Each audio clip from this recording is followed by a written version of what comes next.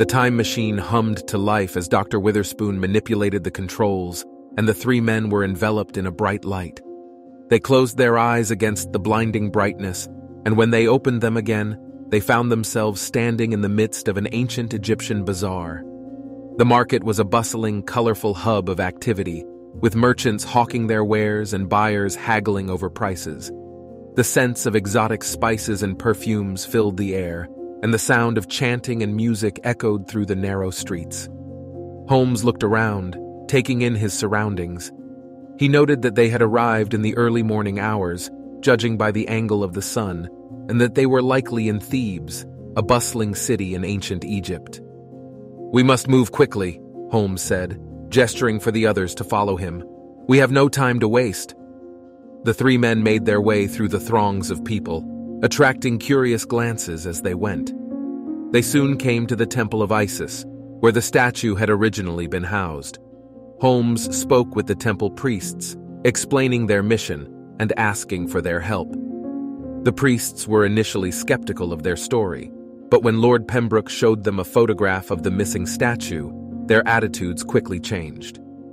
"It is indeed the statue of Isis," the high priest said, his voice filled with wonder. "We believed it had been lost to time." The priests agreed to assist Holmes and his companions in their search for the thief, and together they scoured the city, questioning merchants and searching for clues. They soon discovered that the thief was a notorious local criminal, known for his daring heists and clever disguises. With the help of the priests, Holmes and his companions tracked the thief to a nearby alleyway. They found him huddled in the shadows, examining the stolen statue with a greedy gleam in his eye. Holmes stepped forward, his eyes fixed on the thief. "I believe you have something that belongs to Lord Pembroke," he said, his voice cold and authoritative. The thief looked up, startled, and reached for a knife tucked into his belt. But Holmes was too quick for him. In a swift motion, he disarmed the thief and pinned him to the ground. "What do you want with the statue?" Lord Pembroke demanded, his voice filled with anger. The thief sneered. "Money, of course, what else?" Holmes shook his head. "You do not understand the true value of this artifact. It is not just a piece of gold or precious stone. It is a symbol of a civilization, a testament to the ingenuity and creativity of the human race." The thief rolled his eyes. "Save your lectures for someone who cares, Mr. Holmes. I'm just a thief after all." Holmes considered the thief's words before nodding thoughtfully. "Perhaps. But even thieves have a code of honor, do they not? A sense of right and wrong?" The thief hesitated before nodding. "I suppose so. What of it? Return the statue to its rightful owner, and I will see to it that you are not punished for your crime," Holmes said, his voice filled with conviction. "Do the right thing, and you will earn our respect." The thief considered the offer before nodding. He handed over the statue, and Holmes and his companions returned to the time machine, with the recovered artifact in tow. As they prepared to depart, Holmes turned to Lord Pembroke, a look of satisfaction on his face. "We have done it, my friend. The statue of Isis has been returned to its rightful place in history." Lord Pembroke nodded.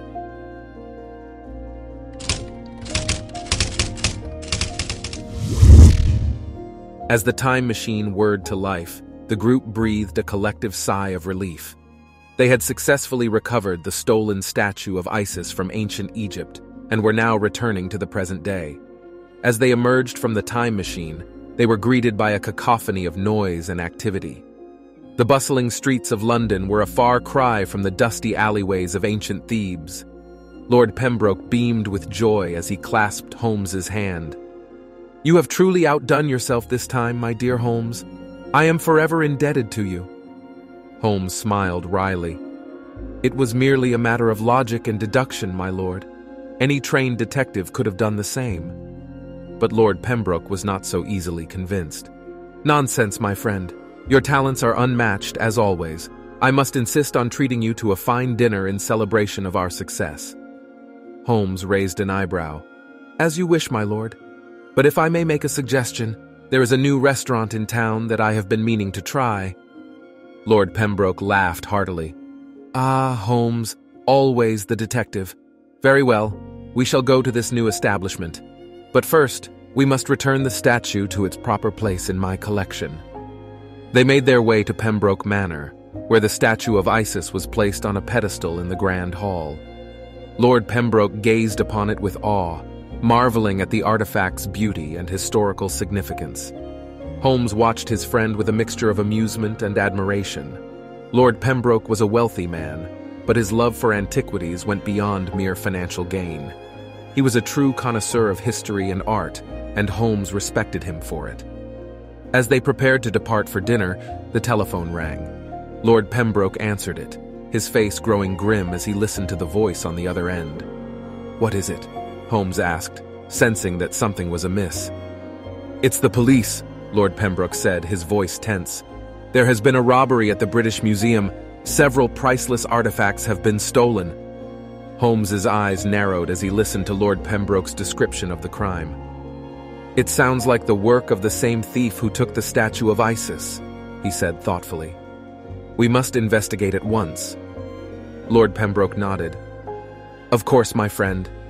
I trust your instincts implicitly."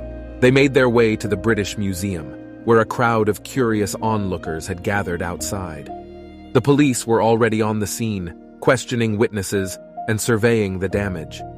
Holmes took one look at the scene and knew that this was no ordinary burglary. The thief had taken great pains to avoid detection, using advanced tools and techniques to bypass the museum's security systems. But Holmes was undeterred. He knew that the key to solving the case lay in examining the stolen artifacts themselves, and with Lord Pembroke by his side, he was ready to do whatever it took to bring the thief to justice.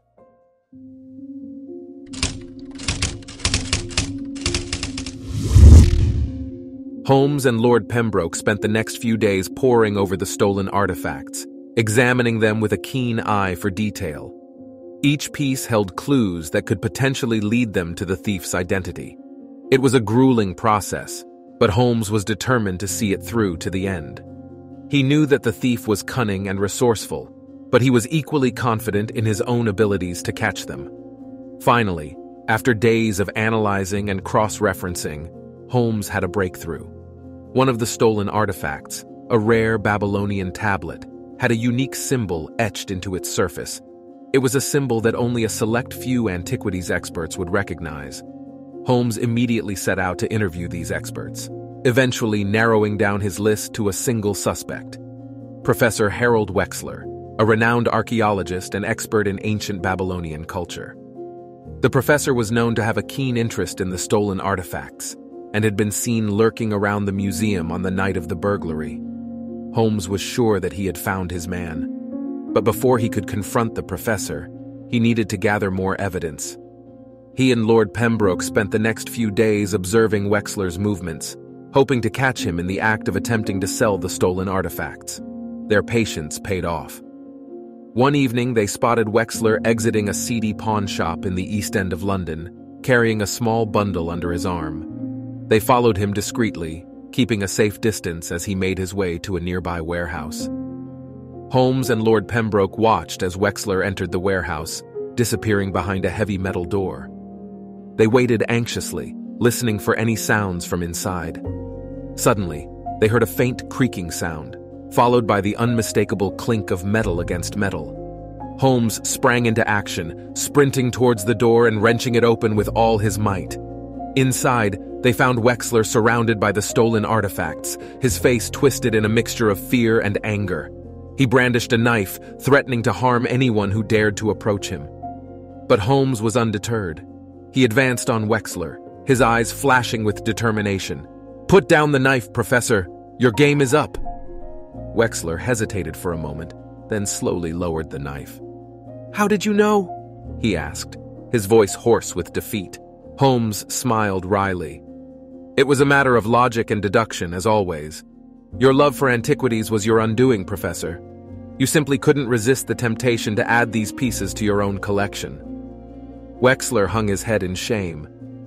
"I suppose I always knew that I would be caught eventually, but the thrill of the chase was too much to resist." Holmes nodded, his expression softening slightly. "I understand the appeal, Professor, but the consequences of your actions were too great to ignore. You will have to face the full weight of the law." With that, Holmes and Lord Pembroke handed Wexler over to the authorities, ensuring that justice would be served. As they made their way back to Pembroke Manor, they reflected on the strange and exciting journey that had led them here. "You truly are a remarkable detective, Holmes," Lord Pembroke said, his voice full of admiration. "I don't know how I could ever repay you for all that you've done." Holmes smiled wryly. "There's no need for repayment, my lord. The satisfaction of solving a good case is reward enough for me." And with that, they parted ways, content in the knowledge that they had saved